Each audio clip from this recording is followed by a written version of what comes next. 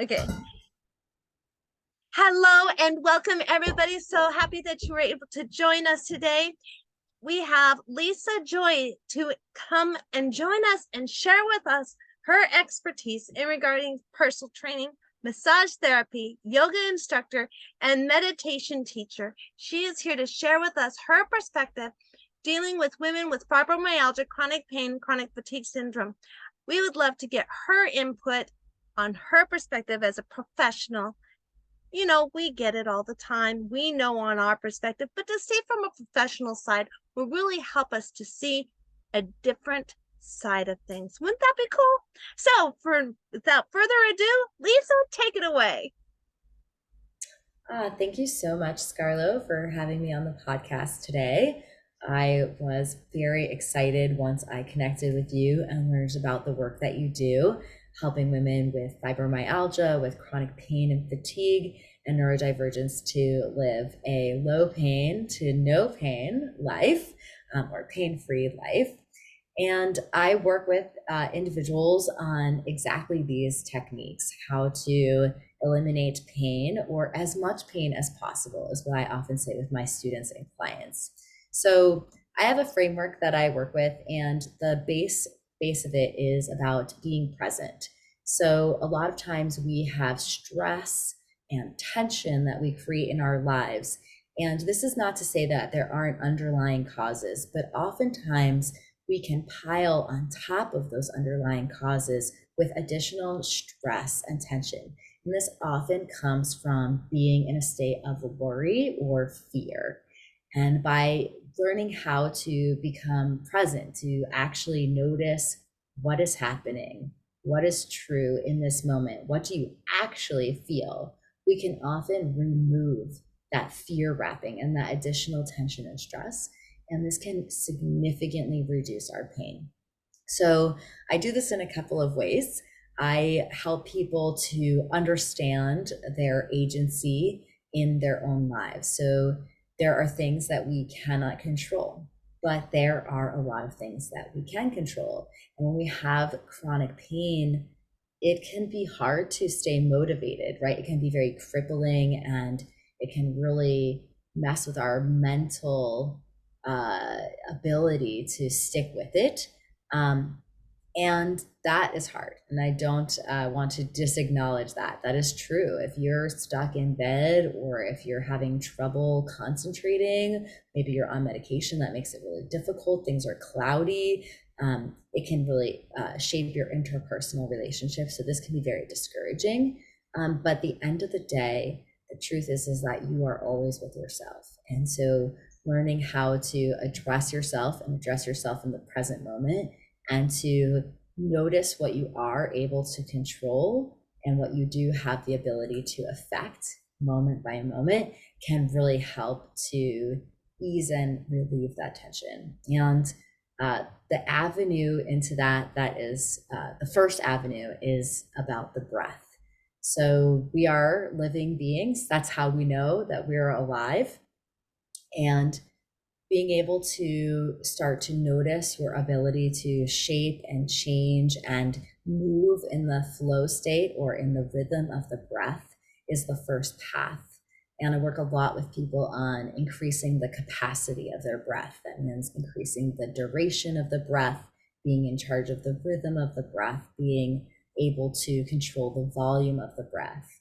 And from there, working with helping people to direct the breath, and to align other movements of the body, other movements of intention and energy with the pattern of the breath. And in this way, you can be living in that state of presence.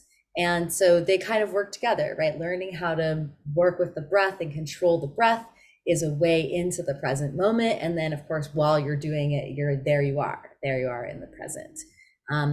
And a lot of times we have shallow breathing, or inconsistent rhythm of the breath, especially with pain. So that inconsistent rhythm or that shallowness increases tension, right? So we're in pain, and then we're like, oh my gosh, and then we're just increasing that tension, right? And then we might have anxiety, right? So these become cycles. And so learning to work with the breath, just having tools can help us put an interruption in the cycle and can help to start to relieve pain. And the next thing that I do with people is help them to realign their posture. And a lot of times people think that this is not possible.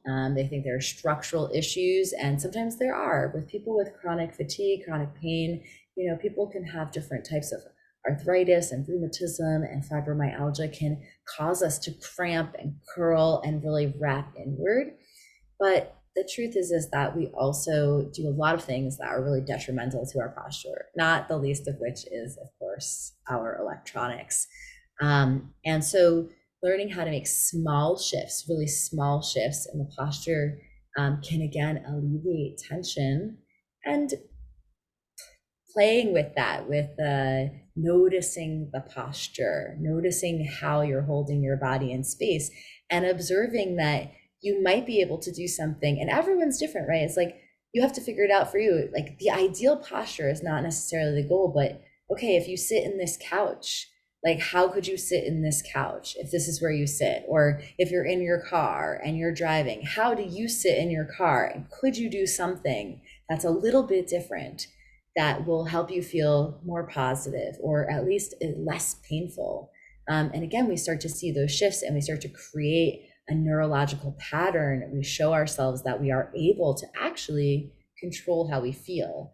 And that can be very encouraging, right? So you start to feel a little bit better, and then you're changing the trajectory. So things start moving in a different direction. And you can pile on top of that, and it becomes cumulative and actually can become exponential. You start to train your body to hold itself there, or you train your mind to tell your body to go to this position, or you adjust your environment, and all of a sudden now you just always feel a little bit better in that environment. And then maybe any dread or fear about having to go to a certain place can change. And so your outlook can begin to change. And then the last piece that I work with people on is just choosing those ingredients. So choosing as best as you can the things that you put in your body, and choosing how you spend your time and energy. So again, we're all in the position that we're in. We have certain life circumstances that we cannot control. We may live with people and we can't control the other people. And that is really important. No, we cannot control other people at any time. But we may be able to control how we interact with them, or we may be able to control where we literally put ourselves in a room in position with someone else. And if we are able to buy our own food or select our own food, then we, of course, again, are in control. You can start to learn. I work with people on like really observing in the present moment how things make them feel. So a lot of times we just eat or drink and we don't think much about it. But if you start getting in the habit of noticing how you feel anytime, you can notice how you feel after you put something in your body. You may be able to start to see a pattern of, this makes me feel great, or this makes me feel not so great. And again, within circumstances, I'm not telling people to never have sugar, never drink, never go out, never have, quote, any fun, but it's not really that fun to feel not good. So it's about learning how to connect your brain to the sensations that you experience, and then training yourself to make decisions based on taking care of yourself in the present moment. So yeah, that's how I work with folks, and how I help people to really drastically change their sensation and their experience of their sensations, and how pain affects them. Wow, that is impressive, really and truly. Now, you made some very strong points there that I've even commented on, that it's posture. And sometimes we have traumatic events like car accidents. We might fall. Like in my case, I did fall and I ended up with accidental induced scoliosis. And they tried to tell me, you can't reverse that. And I'm like, I don't quite buy that. If I accidentally put my back into scoliosis, I can definitely accidentally pull it back out of scoliosis the same way. My theory on that still does not change. And I also have noticed the fibromyalgia does play an effect on that, especially since that's, like you said, the nerves, our central nervous system is right on it's all aligned together. So that's something, and it's nice that knowing you agree with this, if I'm understanding correctly, that if it's accidentally out of place, it can be accidentally put right back in the proper alignment, correct? I mean, it's possible. I think that maybe not by accident, although that would be interesting. Like, I think accidentally, but I also want to say that on purpose. You know, Uh-huh. sometimes we do things we don't intend to do them, but the truth of Mhm. the matter is that the shaping of our body, the way that we're positioned and how we hold ourselves is it's a combination, right? There's a little bit of Mhm. genetics. There could be Uh-huh. a slew of accidental things that have happened, but then there's also a bunch of choices that we have made that got us to be where. So it's a combination. Mhm. Um, you know, some accidents do change people for a significant amount for a long time. Yep. But to think that there's something in the body that isn't malleable, that I would disagree with. The body and the mind are both, and by the way, they're the same. They Yeah. are malleable and they are trainable. So, Mhm. you know, it might take a very skilled practitioner to really like examine where you're at, what's going on, what are the balances, what's happening on the left side or the right side. Yeah. But to think that you could make no change or no reverse, I just don't accept that. I think that there are definitely things that might be more challenging in terms of like traumatic injury to Mhm. organs Mhm. and to bones. But Mhm. even there, the fact that the body naturally does a certain amount of healing without your intention at all, just through Mhm. time and through its own repair networks, it would suggest that the ability to shift and change and to have some control over the course of that, um, it really is. There's more evidence to suggest that that is true because we are always in a constant state of change. I mean, Mhm. literally every single breath that we take, we change the contents of our bodies. And so, again, I just think that there's a lot more evidence for change than for stagnation and no change. Mhm. Definitely. Now, something you kept repeating is about being able to train the body and train the mind. Now, I've also heard some people say, "Well, at my age, I can't change I can't train. I can't." What are you talking about? At my age, I'm older. I mean, over 50, over 60, that it's a mindset, it seems. Yeah, You'd agree on. I yeah, I mean, I'm smiling so much because and I'll have to dig it up. Maybe I'll send it to you. I definitely wrote an article in my newsletter about this idea, this mindset that you can't change, and then fill in because I'm older, because I've always done it this way, because you can't teach, right? You can't teach an old dog new tricks, right? Which is also just it's just not true. And I think that, again, one thing I look at, I think about my dad, and he used to tease me and be like, why would you want your phone to do anything other than make a phone call? And now he's like a whiz at, you know, going through YouTube and using all these different apps, and he's playing chess on there and whatever. So it's just like, you know, we see people increasing their ability to use technology. And so we see people expanding their minds rapidly, even like, you know, if someone was born in the turn of the last century, there are still some folks alive, and now they're, you know, using computers and cell phones. This was like not even a thought available at the time. So I think that our ability to expand and to understand what is possible is always there. But if you put up a wall and you say that it is not possible, then you're repeating that. You're imprinting your own mind with that thought. You're saying, I can't. Mm-hmm. And you're also saying I won't. And I think that that's a really important note, that when people say they can't, they're also saying that they're not going to. And I think a nice reframe is, wow, that seems really challenging, but I'd like, I'm gonna try, or even I'd like to try, right? And that would be different. So it's an important thing to note, and sometimes just pointing it out, having that reflected back. I've certainly said I can't, all sorts of times, my whole life, I'm sure. But then I realized that at some point that I was like, oh, well, maybe I'm not willing to. And then I want to, then you got to own it, then you could just say, okay, well, I'm owning that, or no, I don't want that.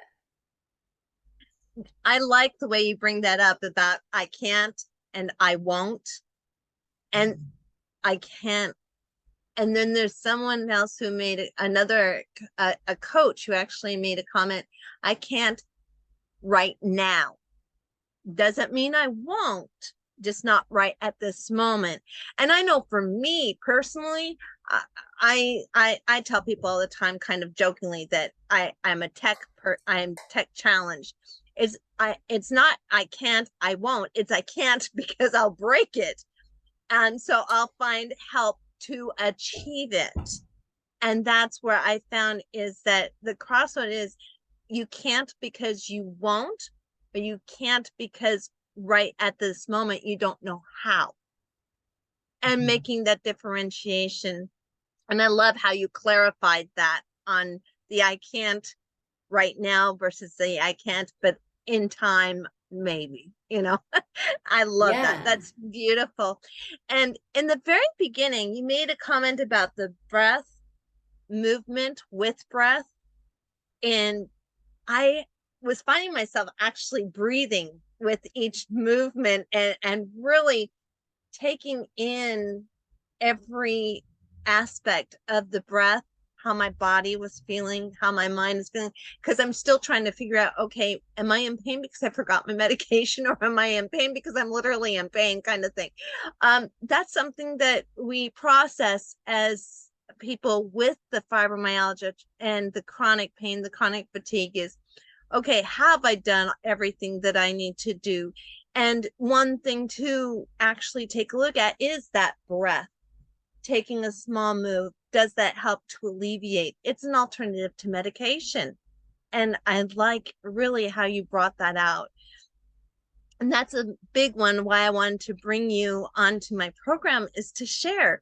These are alternatives. It doesn't mean I'm like, here's your medicine, take it, you'll feel better. No, there are other alternatives available out there. And it's living a low to no pain life. Doesn't mean you're not going to live without pain. That's not fibromyalgia, chronic pain, or chronic fatigue. Pardon me, anybody who says they're living without it, wait till they find that stressor or that trigger or that trauma pop back up. Am I incorrect on saying that, Lisa, that if they find that a trigger or a stressor, if they've had in the past, it pops back up, it could bring that stuff right back up the way it was if they don't. Am I in the right place to say that? Yeah, I mean, I think so. I think that we have, so there's a couple of things you mentioned, but the fact that we have trauma, like the trauma of being in pain, is something that lives again in our minds. Like we remember it, we have a memory, but we do also store this in our bodies. And our nervous system, our central nervous system, our brain, it lives everywhere. So when we say it lives in the body, it's like one way of saying it, but it's all connected. And so there can be a stressor, there can be a situation, or there can be like a reoccurrence of pain, right? Like I've had lower back pain.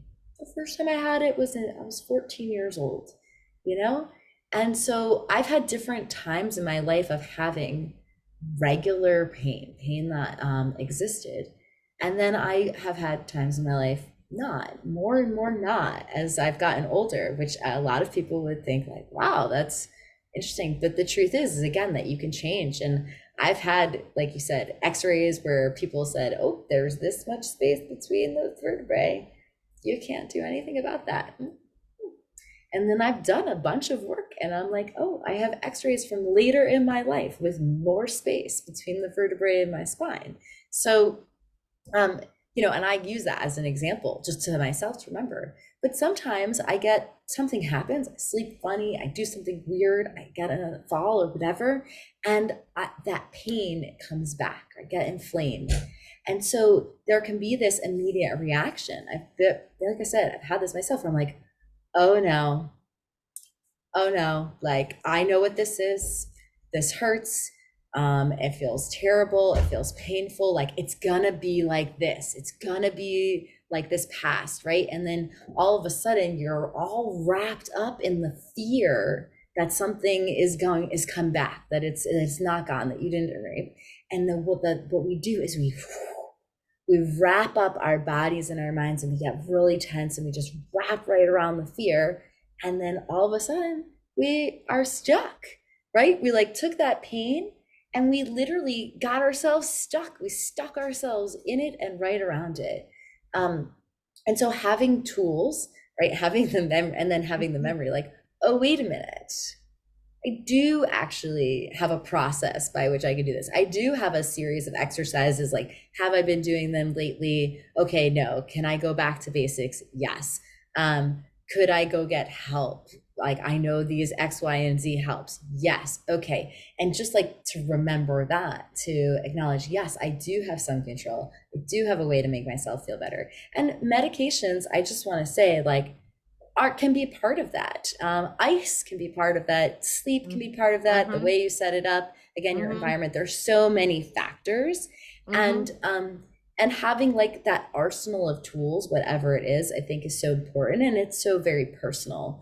And so I think that yeah, we can have triggers and triggers of trauma, and then there's the lacing of fear. And so when you work with the breath, you have the immediate ability to shift that creation of tension, because everything I just said was, oh, my past, and oh, I'm worried about the future. Very little of it came from a moment of experience, but I immediately went out into the past and the future, neither of which are real. Right? None of those things are happening right now. And so when we have tools to just come back into the present, to calm down, right? Calm down first, like notice and assess, then we have the ability to choose our actions from there in a much more relaxed state and a much more thoughtful state. So we can go ahead and utilize those techniques that hopefully we do now. I just love how you put it all together. And I love how my screen is frozen. That's okay. We're still recording, so it's good. I am just so delighted for the time that you've been able to give here. I'm looking forward to get it and share it. And thank you so much. And if you want to reach out to Lisa, feel free to check out the description below and reach out to her online, and she'll be able to help you anywhere there. So there you go.